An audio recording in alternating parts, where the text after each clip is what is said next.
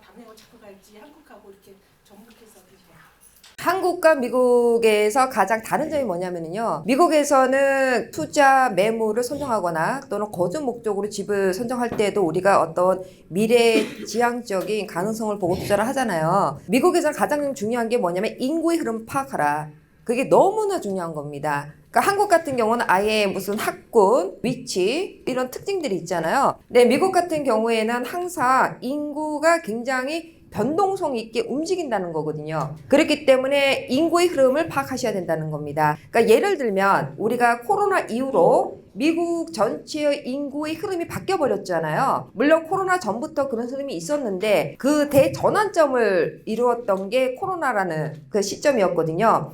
그러면서 어떤 현상이 일어나냐면은 일선도시, 고물가 지역이죠. 옛날부터 대도시였던 그 지역에서 인구가 유출되고 그러한 인구들이 이선도시, 새로이 등장하는 도시로 많이 빠졌어요. 그렇기 때문에 조지아라든지 텍사스 같은 경우에는 인구의 유입이 굉장히 지금 많아지고 미국 전체로 봤을 때는 선벨트 아래로 인구들이 지금 이동하고 있는 거거든요. 자, 그러면 이제 조지아잖아요. 제가 지금 처음에 말씀드린 거는 미국의 전체적인 걸 말씀드린 거고요. 그럼 조지아 안에 오셨다면 조지아 내에서도 특별히 인구가 어디로 몰리는가를 보셔야 되거든요. 근데 지금 항상 생각하는 게 뭐냐면 인구가 빠지고 있는데 거기다 투자하신다는 거죠, 문제는. 그래서 지금 뜨고 있는 지역. 예전에는 우리가 항상 그 여러분들 경험하셨잖아요. 둘루스, 수완이, 비포트. 지금은 이제 거기서 벌써 브라셀톤 그 위쪽으로 가고 있잖아. 이미 그거는 시작이 된 거잖아요. 75번 도로로 해가지고는 마리에타 지나서 케네스, 에드워스, 그 다음에 이제 카러스빌이잖아요.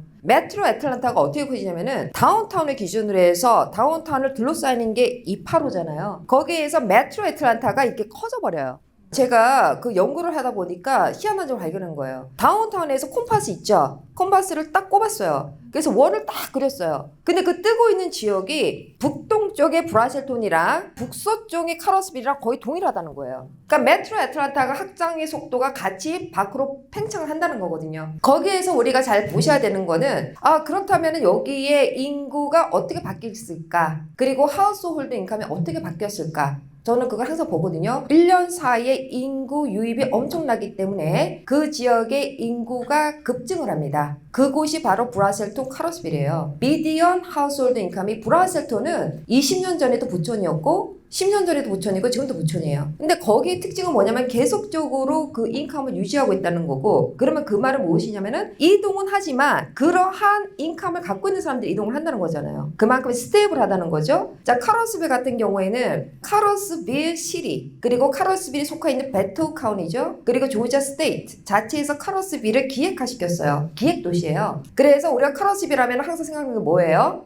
주재원들 생각나죠? 그거 생각하면 SK 이노베이션, 그리고 하나 큐셀, 심지어 뭐 LG는 벌써 들어가 있잖아요. 그리고 거기에 야쿠르트 지금 들어오잖아요. 그것만 생각하시죠. 그러나 카러스빌이 그러한 산업도시만으로 된 게 아니에요. 원래적으로 거기는 6년, 7년 전부터 계획한 도시거든요. 더 넓게 가면 10년 전부터. 그래서 교육과 문화, 관광으로 자리를 잡은 도시예요. 거기에 트랜스포테이션이 카러스빌을 둘러싸고 동그랗게 이렇게 되어 있어요. 철도길이. 그래서 육계주 어디든지 물류가 다 통과할 수 있도록 되어 있는 그런 위치이기 때문에 대기업들이 들어오는 거거든요. 그럼 이제 거기에 미디언 하우스홀드 인컴의 차이점을 보시면은요. 미디언 하우스홀드 인컴이에요. 미디언. 이게 중요해요. 자, 그런데 그것이 1년 사이에 12,000불이 올랐다는 거거든요. 그건 굉장한 변화라는 거거든요. 그 굉장히 급성장하고 있다는 거고, 모델하우스 가서 보셔도 그 주위에 그 차들이 차 번호판이 있잖아요. 거기에 다 집을 보러 온 사람들은 다 이주를 위해서 리로케이션 때문에 온단 말이에요. 60%가 타주 번호판이에요. 그만큼 유입 인구가 많다는 걸 증명을 하는 거죠. 그래서 항상 중요하게 보셔야 되는 것은 누가 그렇다더라. 그러니까 항상 타주에서 오시는 분들이 많이 생각하는 미스테이크가 뭐냐, 기획 익숙한 도시만 생각하시거든요. 왜? 옛날부터 회자가 됐기 때문에. 그러나 현재 흐름을 파악을 못 하신다는 거죠. 왜? 현재 흐름이 흘러가려면 이미 여기는 뜨고 나서 들어가니까 이미 타이밍은 늦어버리잖아요. 그렇기 때문에 지금 여러분들이 많이 관심을 가지셔야 되는 것은 인구의 유입을 파악하셔야 되고, 인구의 유입 중에서도 또 자연적인 인구 증가율이라든지 그 다음에 국내 순 이주에 의해서 인구가 증가하는 곳, 그런 것들을 또 기반으로 해서 정리를 하셔야 된다는 거예요. 그래서 조지아 주 안에서도 스테이블하게 있는 지역이 있고요. 빠지는 지역, 그 다음에 들어오는 지역 그런 거를 잘 살펴서 지역 선정을 하셔야 된다는 거예요. 그리고 미국 자체에서는 중요한 게 뭐냐면 다민족이잖아요. 한국처럼 단일 민족이 아니잖아요. 그렇기 때문에 이런 인구의 흐름에 따라서 고소득층이 가면은 거기에 저소득 따라오잖아요. 그러니까 옛날엔 좋았던 도시가 지금은 나빠지고, 그리고 예전에 나빴던 도시가 이런 상류층을 위한 편익시설이나 이런 도시로 인해서 또 좋아지고, 이런 것들이 계속해서 반복적으로 일어난다는 거거든요. 나쁜 지역이라도 젠트리피케이션 해가지고 다시 살리잖아요. 그런 것들이 계속 반복되고 있는 거예요. 그러니까 항상 어디에 눈을 돌려야 된다는 거죠?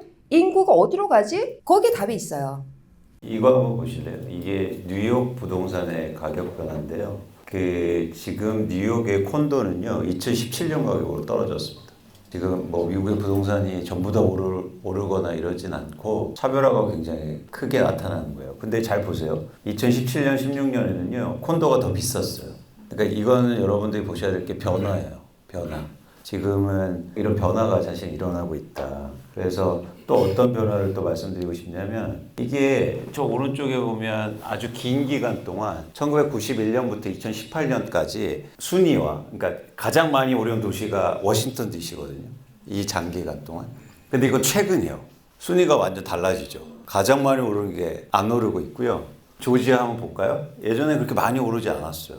최근에 순위가 확 뛰어올랐죠. 이것처럼 뭔가 변화가 있다는 거죠. 그래서 내가 거주하는 거 말고 투자로 보실 때 이런 변화에 대해서 좀 고민을 좀 하셔야 된다는 거예요. 근데 이 변화의 동력은 전 뭐라고 보고 있냐면 인구 이동이에요. 전통적으로 대도시들의 인구가 계속 감소하고 있고, 이쪽 조지아를 포함해서는 인구가 계속 증가하고 있는 거죠. 근데 인구가 왜 이렇게 변화할까요? 그러니까 일자리를 찾아서 막 변화하는 것도 있지만 이건 굉장히 자연스러운 현상이에요. 왜냐하면 한국하고 다르게 저는 이게 가장 핵심이라고 보고 있는데, 많이 이동하는 세대를 보면 일종의 MZ 세대들이 많이 이동하거든요. 젊은 사람들. 이동하는 건 뭐냐면 돈이 없어서요. 어쩔 수 없어요. 이걸 조사해 봤더니 affordable housing 찾아서 이동한대요. 이게 부동산이 그래서 되게 독특한 지정이 있다는 거죠. 왜냐하면 미국은 대출을 많이 해주지만 대출을 많이 해줘도 그걸 감내할 수 있는 가격인가가 되게 중요해요. 그러니까 한국은 못 움직이거든요. 그래서 집을 못 사는 거예요. 근데 미국은 이동하면 되니까. 그러면은 가격이 싼 데가 어딘가 이걸 보겠죠.